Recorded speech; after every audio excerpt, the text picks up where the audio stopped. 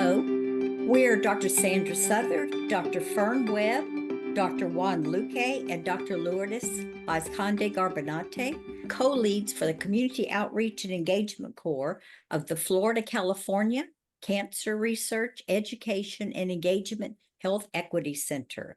CaRE2 is a bicoastal cancer research and training center that brings together researchers from Florida A&M University, the University of Florida, and the University of Southern California. We CaRE2 Health Equity Center is funded by the National Cancer Institute Center for Reducing Cancer Health Disparities.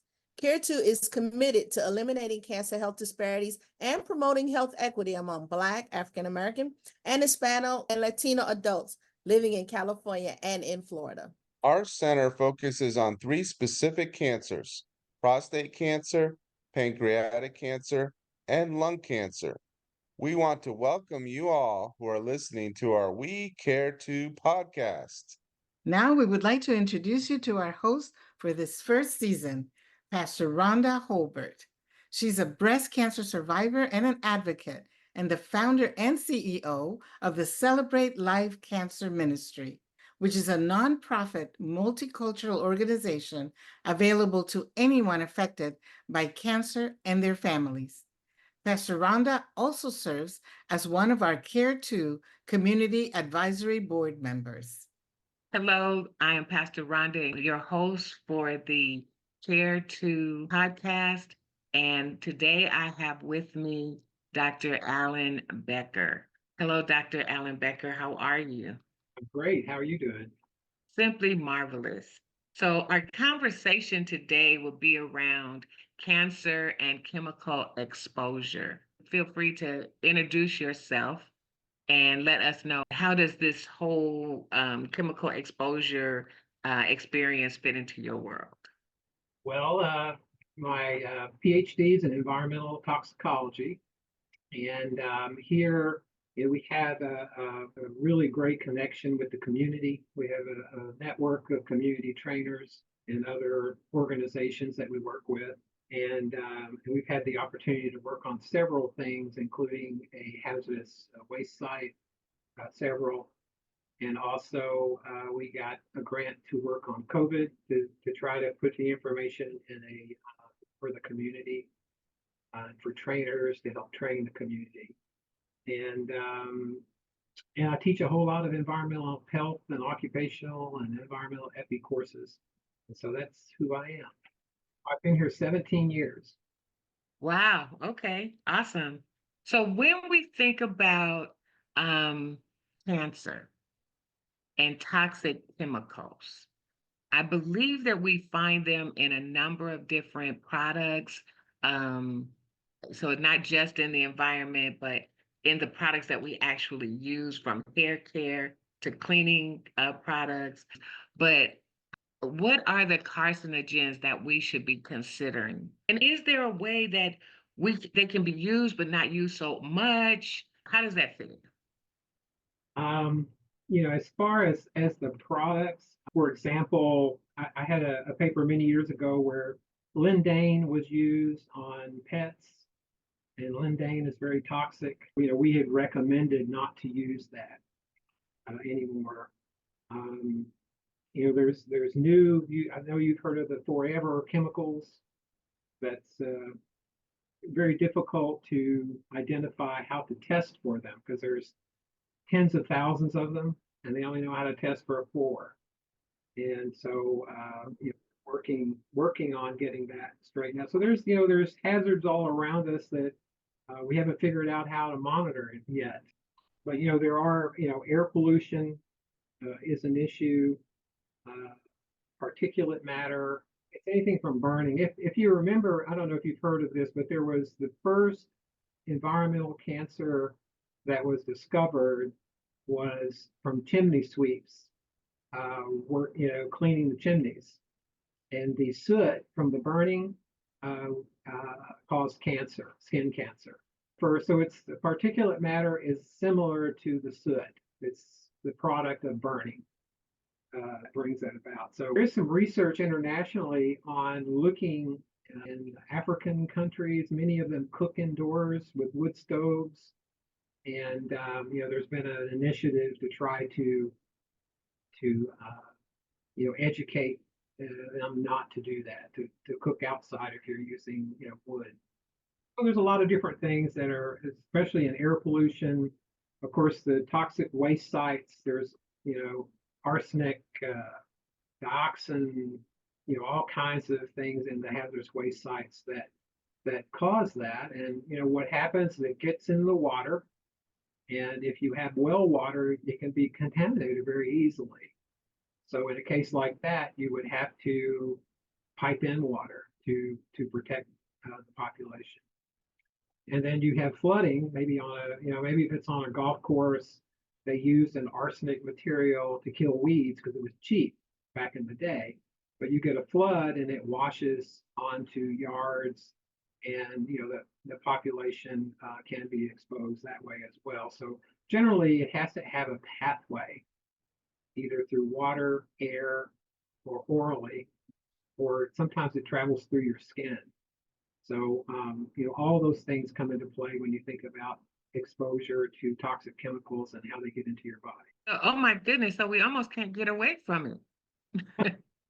It's hard, but we can investigate. What we do is I'm going to send you, like I said, this PowerPoint, and I'm going to send you a couple of papers on some things that we were able to do. We didn't have the money to do any samples, but we were able to find data from the CDC and data from the health department, and we're able to figure out where the levels were in the soil and how much soil would a resident have to eat in order to have a high level. So you can still do work with secondary data from the government, especially if you have like a hazardous waste site or a Superfund site. When you spoke about the chimney sweep and the smoke in there, that took me to the carcinogenics in barbecuing. Right. Yes. So it's not, and I don't know if you could help me with this. So I just thought that plain old barbecuing was just a no-no, but it's not necessarily the barbecuing, is it? Or is it when the part of it turns black and then we eat it? Yeah, I mean it's the smoke, especially if you're using, a lot of people use wood to barbecue. I think the key to that is do it outside, and try not to breathe in, the smoke. Sort of like carbon monoxide. You don't want a generator in your garage. You don't want to be barbecuing in your garage. You want to be outside. And I think it's, not to say that there's no risk, but there's, small risk on that. But, we're talking about a chimney sweep getting in the chimney. These were boys, and they would be, have soot all over them. I have this vague image in my mind on Mary Poppins. Yeah. And because the smoke puffed up and then it went down and he's got the brush. And so I have a vivid illustration of what that looks like in my mind. My goodness. And then we do things, there are chemicals that we need in order to handle a challenge somewhere. So you spoke about spraying it on the grounds. And however, when the floods come, now it's going to be disseminated to the people. And if the floods come and then it gets in the water system, and then we're washing our bodies, we're brushing our teeth, we're cooking our food, then voila, there it is. Are any of these products or environments that you would suggest limiting exposure to? What I worked as preparedness as well. And when the hurricane occurred in New Orleans, I worked with the EPA a little bit. And basically, the biggest contamination concern was chemicals, pesticides, paints in garages. So they would not do any testing around the homes or go into the homes because, so I would suggest that residents to go through what they have in the garage and don't keep a pesticide for 25 years. Don't keep paints around. Try to dispose of them in the proper manner. Generally, whoever does the garbage pickup, they'll have a place where you can take those things. And what I do is about every year or two, I clean my garage out, take those things in to, try to reduce contamination and what's in my garage. That's the most dangerous part, I guess. So I don't think we're educated to do that because I have paint in my garage right now. And it's probably all gooped up to where you can't use it, right? Well, it gets used slowly, but not as much as the amount that is there because you paint the outside of the house or you paint a room in the house and you've gotten more paint than you need. But why you can't take it back because it's already open. But how long is it going to be until you paint again? Because every year we get the notice in the garbage statement that says we're going to have dump day or bulk day, right? They tell you these are the things that they will take, but there's no education as to having some of these things around are destroying the environment, are not healthy to the individuals in the home or the neighborhood for that matter. So to actually hear you say that, you like to go through annually and get rid of those things, that's real important. Are populations impacted equally? Is this a systematic problem or are we just kind of up, everybody's just up for this?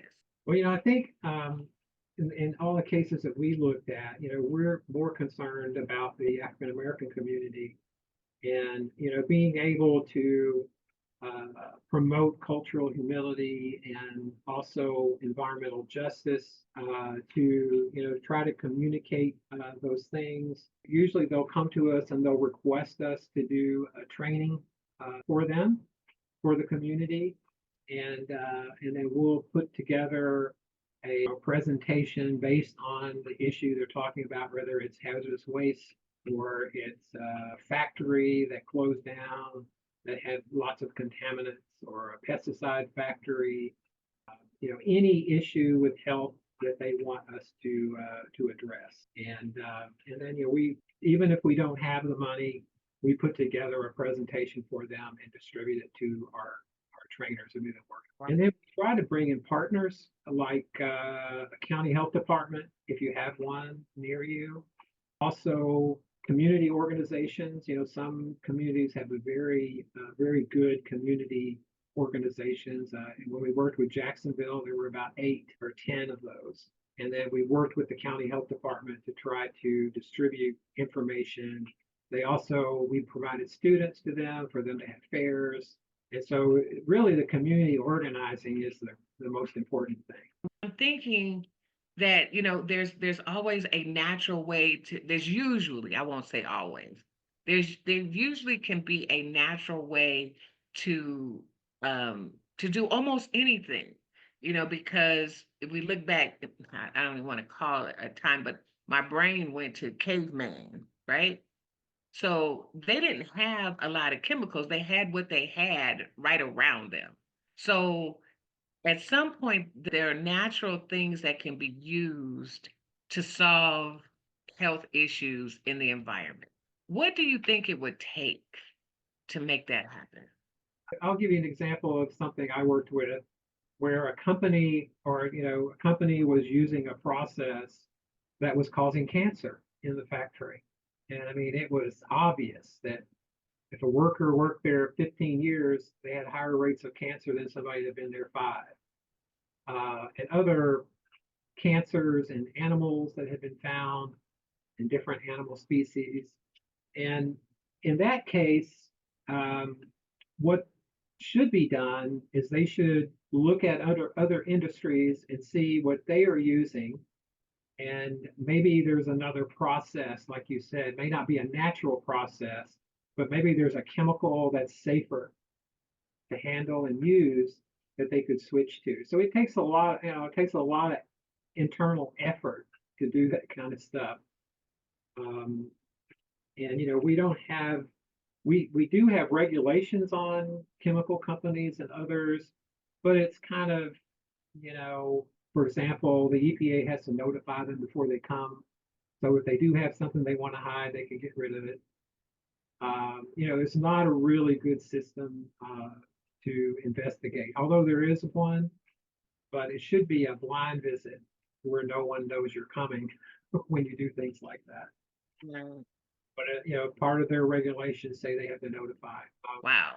I don't know. I'm telling you that my mind is just racing, thinking about it from the environmental standpoint, and it has to start somewhere but it can start with us.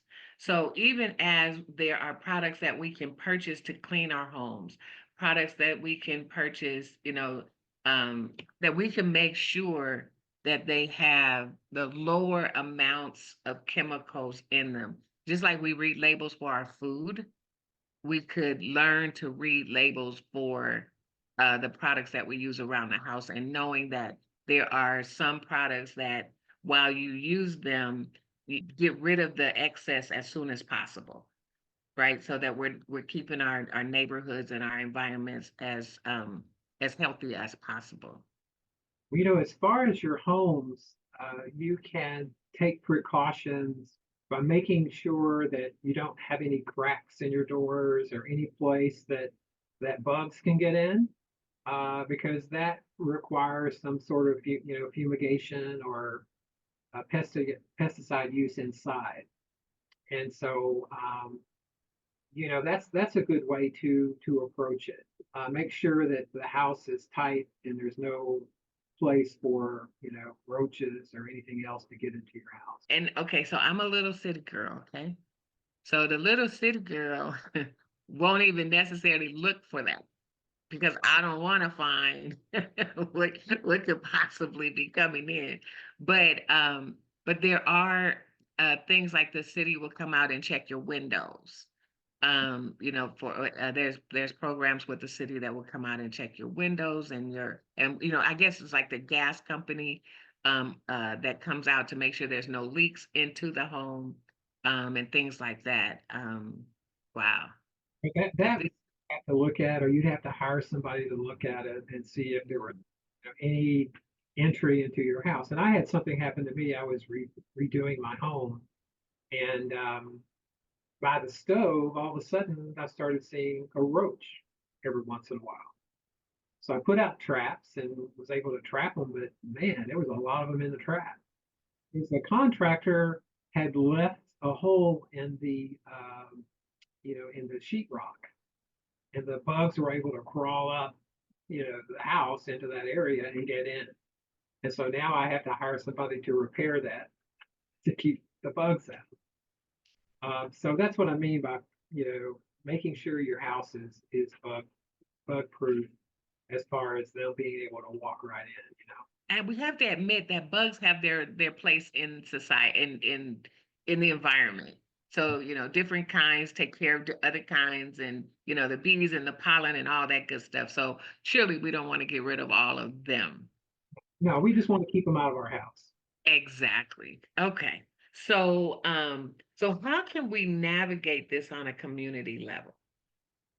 I think the first thing to do is to kind of see what the community is asking for. You might want to include, maybe, I don't know if you have a university where you are, but you might want to include them in maybe helping to construct a training course on how to do some of these things, and to be safe with pesticides, how to use them. One of the critical things is to read the directions. And I used to work in pesticide exposure, and people die from pesticides, from misusing.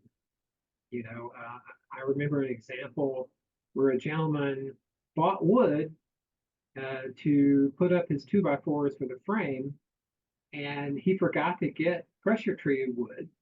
So he decided to buy some CCA, which is chromium, copper, arsenic, which is very toxic, and spray it. So anyway, he did that, and his dog died. He got very, very sick.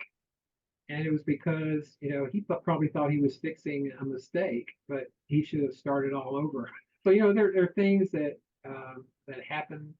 There was an incident I remember where refugees got on a barge that had grain in it. But when they store grain, they add a phosgene to make sure that bugs don't get in there and take it over. But because it was an ocean liner, it got wet and it killed all of the refugees that were down there trying to get into the other country. So, there's a lot of danger to it. People don't really understand that, some things can be very, very, very dangerous. So just depending on, your community and, what their questions are, I think that's the place to start. And then talk with someone like myself or someone, if you want to work with someone locally where you are, to try to develop, come up with some sort of outline on things the communities are concerned about. And then, put together a short presentation. What we do is we do like a pre-test and a post-test, where we'll give them, see what they know before we do the training, and then do the training, and then see what they learned at the end of the training. So, so that's kind of how we approach it. Okay, good. So how can we advocate reducing exposures on the policy level? Not really a policy person, but it's hard to do anything in our government system. I worked with a group where we were going to look at pesticides and and pass things, try to make recommendations. And the pesticide industry would come in and scream at people because they were recommending that, because they make money from the pesticides. And in some cases pesticides are good because you need them for certain situations.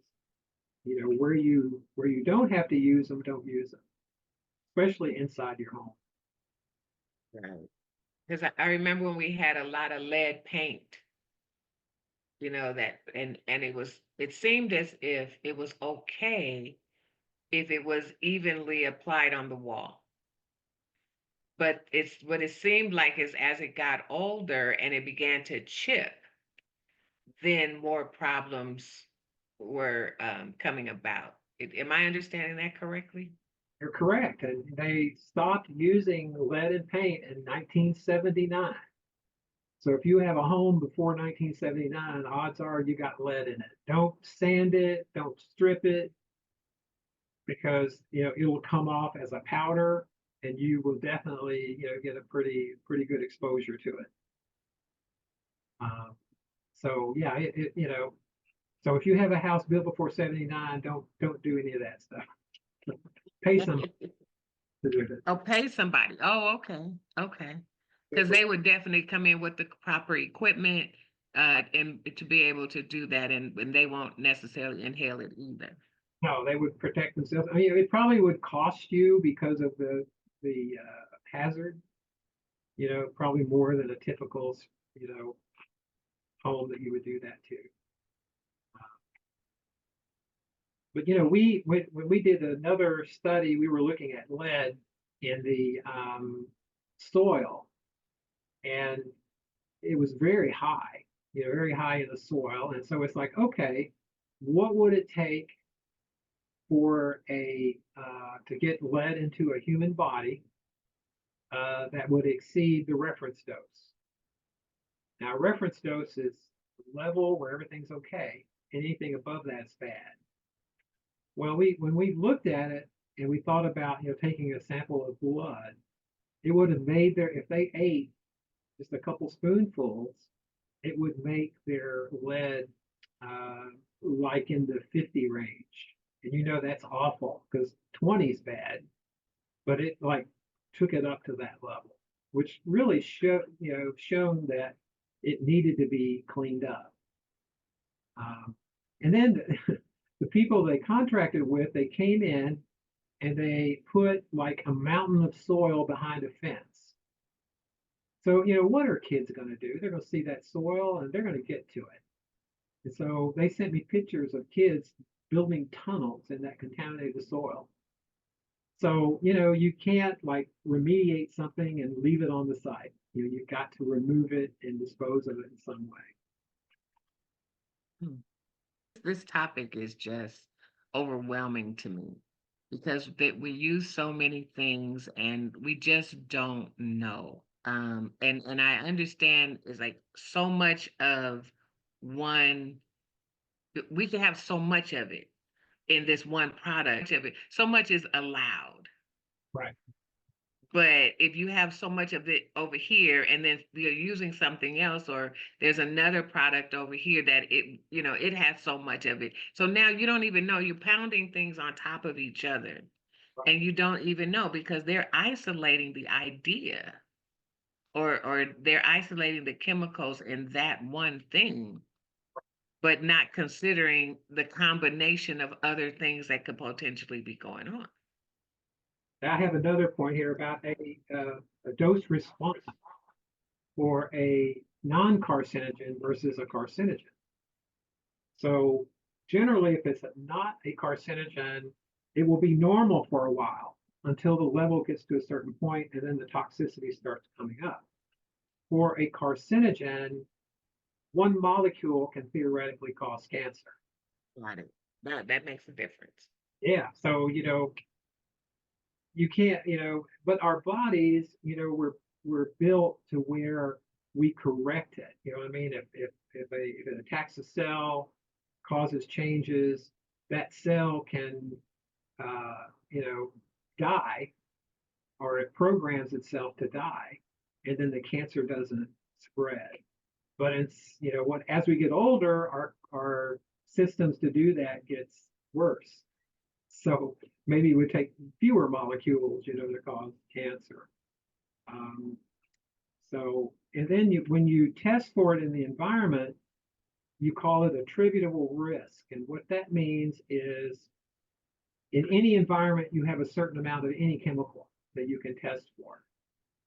So let's say we have that in the whole county or something, where you're doing that as a control.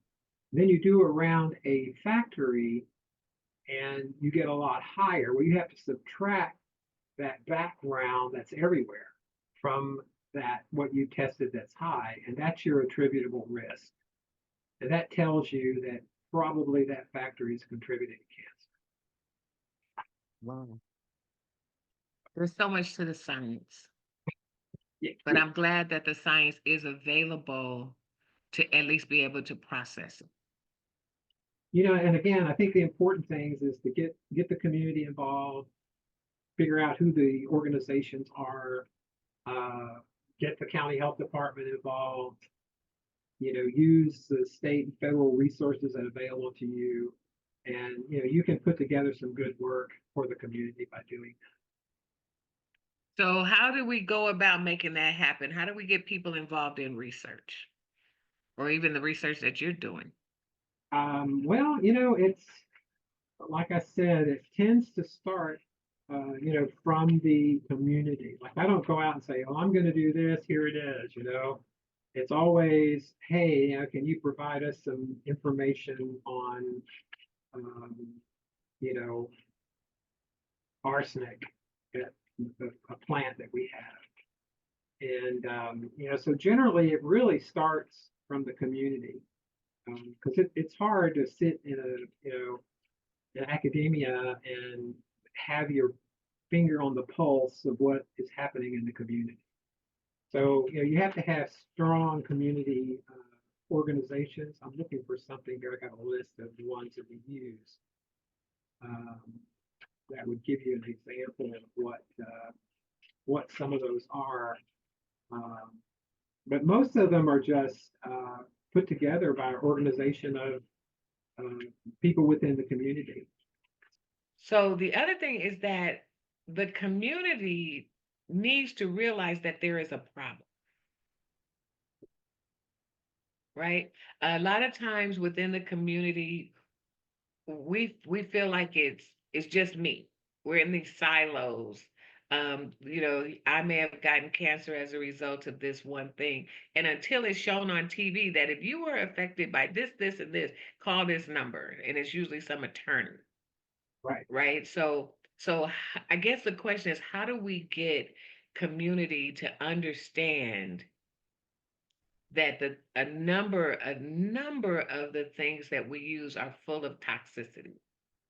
That, you don't have to just, the conversations about organic versus non-organic, free range chickens or regular chickens, right? So even to that level of the things that we're consuming because of what they have consumed, excuse me, if the cow has been grazing on in a certain pasture, and that pasture had this, that, or another, and then, but I'm not sure that community sees it trickling down to if the cow ate it and you ate the cow, then potentially you have what the cow had.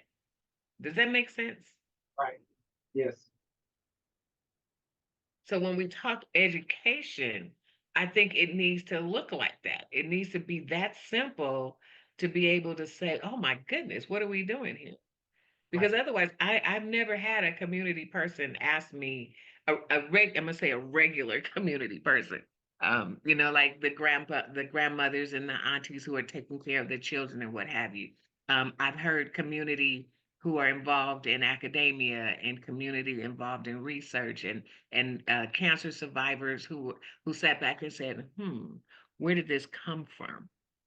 But I haven't heard regular community people say, I need to be aware of this. Well, they usually work with like trainers or organizations that work with them consistently. They'll, for example, when I had the trainers go out and train the community, I would ask them, what did the community have any input on what was here, and they would share that. And but as far as the community member, I don't go house to house, so I have to depend on the filter down to the community, and then work at trying to collect information on that, information. And truly see where we need to get this information beyond those who are already passionate about the concerns. Right, right. And aren't there health trainers as well? Do you guys have any health trainers in the area where you are? I work on a committee called Benity, as a bench to community initiatives where we're actually talking about the toxins in the hair care and the products inside the home, and providing people with what the kinds of things they need to look into.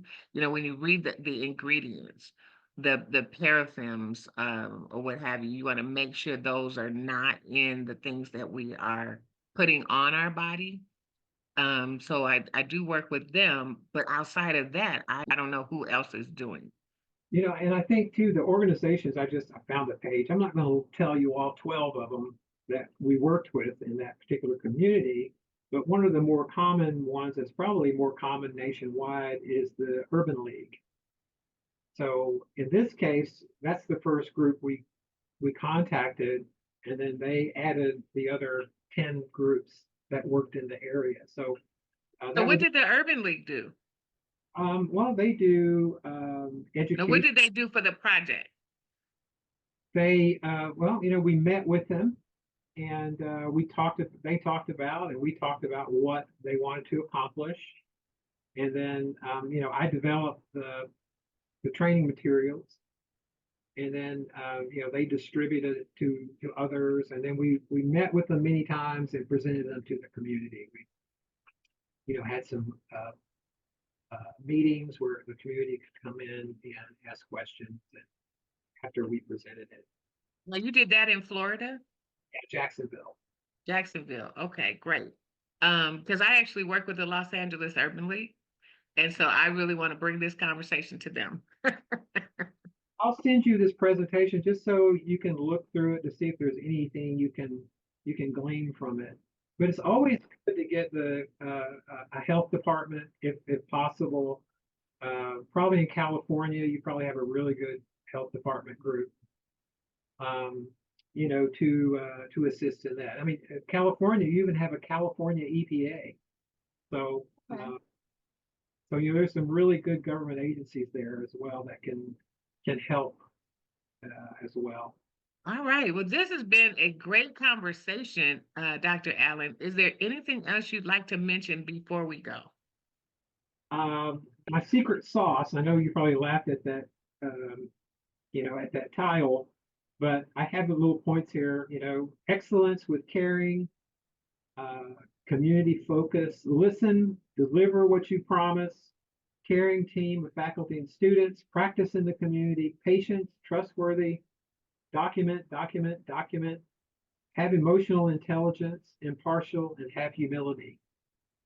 And, there's nothing worse than turning off a community with, some comment, and I've attended them where there was a person that was there that said some things. And I said, you shouldn't be saying that. Just go ahead. I'm walking away.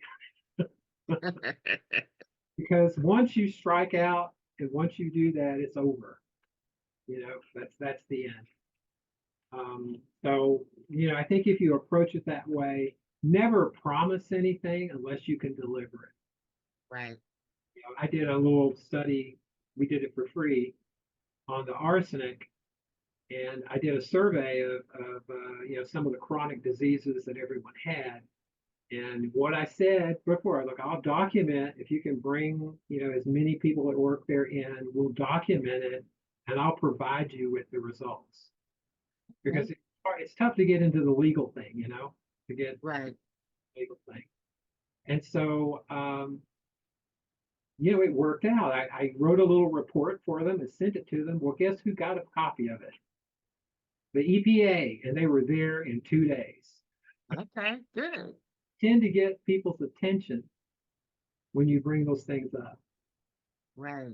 Because I always did wonder how small communities, because you'll see a movie on TV or you'll see something that passes through the news that says, some huge percentage of the people in this community have been diagnosed with XYZ. Right.